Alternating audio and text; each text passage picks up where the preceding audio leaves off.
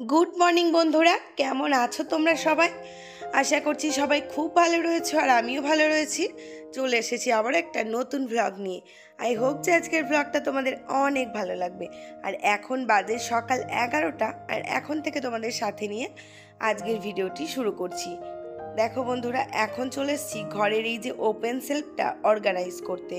কেননা এই সেলফটা তো আমাদের খুবই প্রয়োজনীয় একটা জায়গা, যেখানে আমরা ঘরের টুকিটাকি জিনিসপত্রগুলো অনায়াসে রেখে দিতে পারি আর খুব সহজেই খুঁজে পেয়ে যায়। কিন্তু এটা যদি দীর্ঘদিন রাখতে রাখতে দেখতে একদম বাজে হয়ে যায়, সেটা কি আর ভালো লাগে? তো সেই কারণে আজকে ঠিক করেছি, অনেক দিন ধরে জায়গাটা একদম মেসি হয়েছিল, তো সেটা কি আমি একটুখানি অর্গানাইজ করে নেব।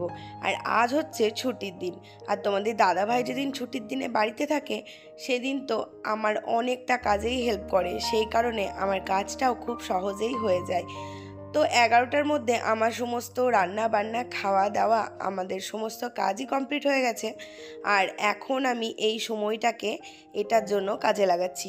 সেই কারণে আজকে এই ওপেন সেলফটা অর্গানাইজ করতে চলে এসেছি। প্রথমেই দেখো, যা যা মালপত্র এখানে রাখা ছিল সেগুলোকে প্রথমে নামিয়ে নিলাম আর জায়গাটা বেশ ভালো করে পরিষ্কার করে নিলাম।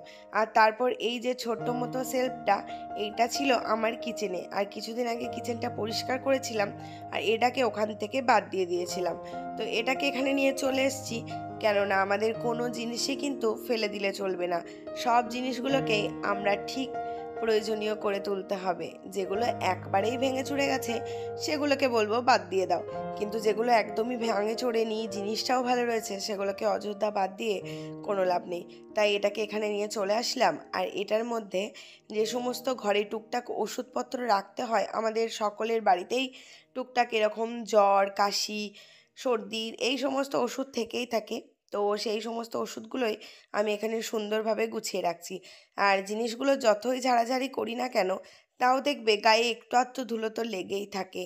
একদিন দুদিন পরপর হলেই সেগুলো ধুলোগুলো আবারও জমে যায়। সেই কারণে প্রত্যেকটা ওষুধের শিশিতে আগে আমি একটা কাপড় নিয়ে ভালোভাবে মুছে মুছে তারপরেই রাখছি।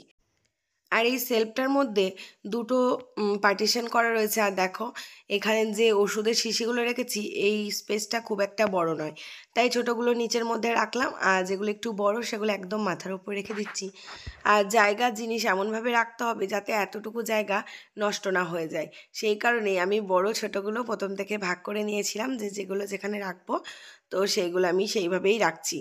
আর এই সেলফটা না, কি বলতো, যেহেতু আমার দরজার পিছনে, তাই খুব একটা ডেকোরেশন করে রাখার প্রয়োজন হয় না। মানে অনেক সময় কি হয়, ডেকোরেশন করতে গিয়ে আমাদের কাজের জিনিসটা আমরা খুঁজে পাই না। তো খুব একটা ডেকোরেশন করার প্রয়োজন হয় না, যেহেতু দরজাটা সবসময় বন্ধ থাকে। বন্ধ মানে দেয়ালের দিকে আটকানো থাকে। তো এটাকে মানে আড়ালেই থাকে আর কি, দরজার পিছনে, তাই খুব একটা দেখাও যায় না।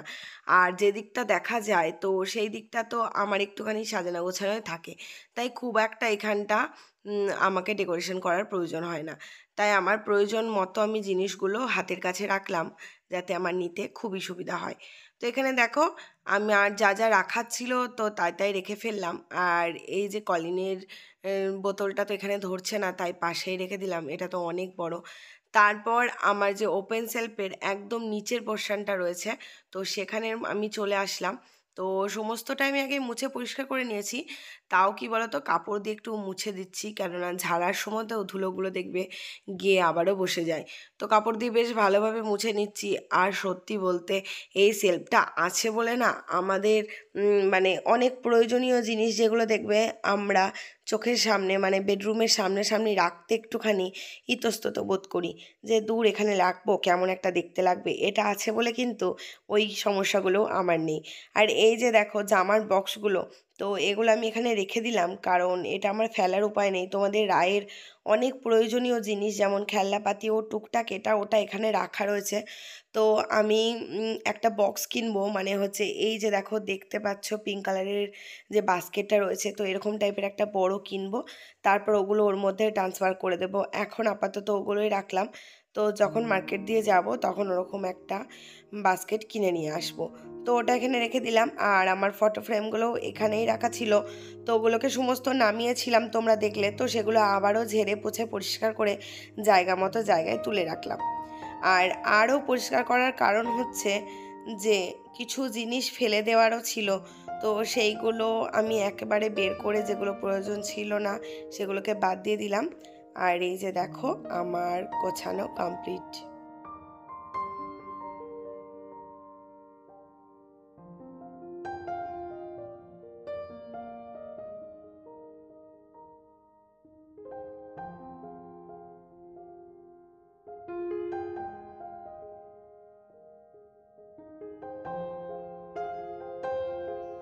তো এখন চলে এসেছি বিকেলবেলা, এখন বিকেল প্রায় 5টা বাজতে যায়। তো ওটা গোছাতে গোছাতে দুপুর হয়ে গেছিলো, স্নান খাওয়া দাওয়া করে একটু রেস্ট করছিলাম। আর এই যে দেখো এখন বিকেলে এত এত জামা কাপড় নিয়ে চলে এসেছি, কেননা এগুলোকে সমস্ত আমায় ভাঁজ করতে হবে। আর এত পরিমাণ গরম লাগছিল, এখনো পর্যন্ত রোদের তাপ যায়নি। জানলার পর্দা দিয়ে দেখো তোমরা বুঝতেই পারবে এখনও রোদের ছটা 5টা বাজতে যায়। কিন্তু এগুলোকে তো গোছাতেই হবে। আর তোমাদের যেহেতু বলেছিলাম তোমাদের দাদাভাই বাড়িতে রয়েছে ছুটির দিনে, তো ছুটির দিনে কি হয়, ও অনেকটা টাইম রাইখে দেয় আর আমি আমার এক্সট্রা কাজগুলো করে নিতে পারি। তো ছুটির দিনে আমি এইভাবেই সময়গুলোকে একদমই নষ্ট করি না। এতটুকু সময় বিকেলের দিকটা অন্য টাইমে হলে আমি হয়তো একটু রাইখে সময় দিই বা কিছু হয়তো করি, কিন্তু যেহেতু দেখলাম তোমাদের দাদাভাই বাড়িতে রয়েছে, তো সেই জন্য আমি আর এগুলোকে ফেলে না রেখে গোছাতে লেগে দিলাম। আর কি বলতো, এই জামা কাপড় একটা দিন যদি ফেলে রাখা যায় তাহলে খুব প্রবলেম হয় পরে ভাঁজ করতে, কেননা জামা কাপড়গুলোকে এত কুঁচকে যায় যে ঠিকমতো ভাঁজই হতে চায় না। আর এই যে বিছানার ওপরে মানে আমি যেহেতু দুটো করে বেড কভার পাতি, তো নিচের বেড কভারটা পেতে রেখেছিলাম, উপরেরটা একদমই পাতা হয়নি। তো ওটাকেও পেতে নেব, তো এগুলোকে ভাঁজ করা হয়ে যাওয়ার পরেই পাতবো। আর বেশ অনেকগুলো জামা কাপড় ছিল জানো তো বন্ধুরা, এতগুলো জামা কাপড় একসাথে ভাঁজ করতে গেলে কোমর পুরো একদম ধরে যায়। কিন্তু কিচ্ছু করার নেই, একেতে বর্ষাকাল, কখন যে বৃষ্টি হচ্ছে কখন যে রোদ উঠছে দেখে বোঝাই যাচ্ছে না। আর তার মধ্যে যদি জামা কাপড় জমাতে থাকি তাহলে কিন্তু জামা কাপড় জমতেই থাকবে। এই যে দেখো এত এত কাঁচা হলো, আবারও এতটা পরিমাণ জড়ো হয়ে গেছে। তো বাড়িতে ছোট ছেলে থাকলে এরকমটা হয়, অনেক অনেক জামা কাপড়ের পাহাড় জমে যায়। আর আমাদের বড়দেরও তো সারাদিনে ঘামের জন্য যে কতগুলো করে জামা কাপড় লাগে সেটা তো আর তোমাদের বলার কোনো বলার প্রয়োজনই হবে না, সেটা তোমরাও জানো।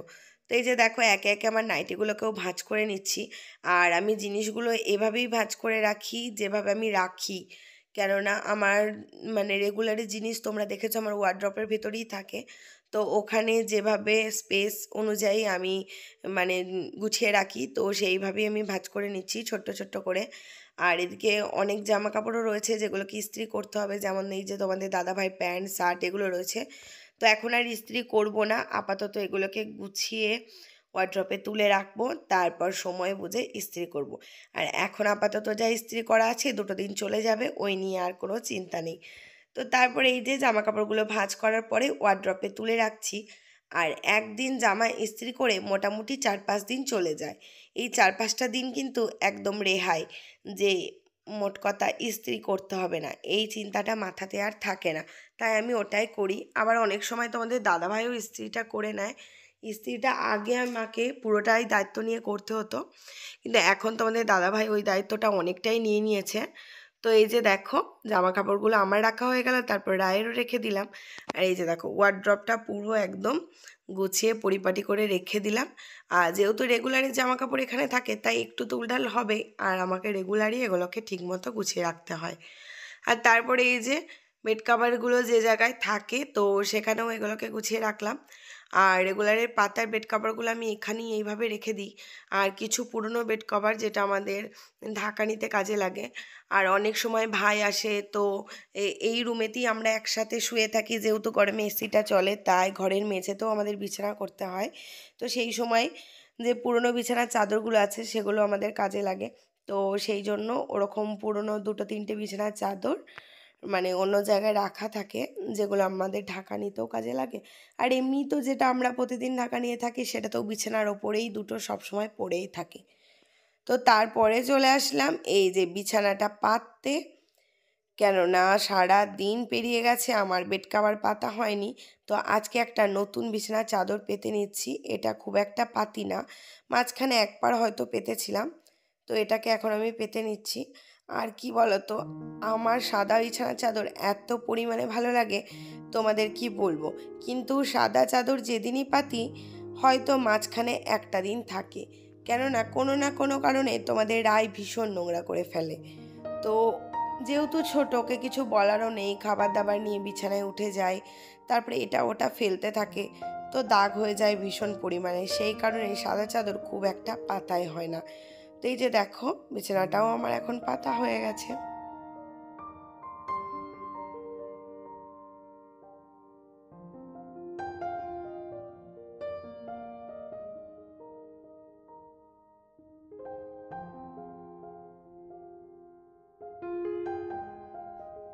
তো এখন পুরোপুরি সন্ধে হয়ে গেছে, আর আমি ফ্রেশ হয়ে চলে আসলাম ঘরে।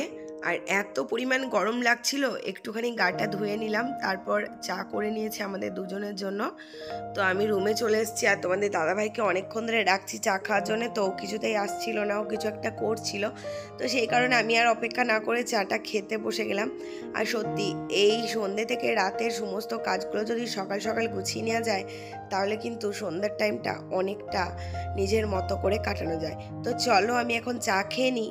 আর আজকে আমার পুরো ভিডিওটা তোমাদের কেমন লাগলো অবশ্যই কিন্তু কমেন্টে জানিয়ে দিও বন্ধু। তো আজকের মতো ভিডিওটা এখানেই শেষ করছি, আবার আসবো নতুন কোনো একটা ভিডিও নিয়ে। ততক্ষণে তোমরা ভালো থেকো, সুস্থ থেকো, সাবধানে থেকো।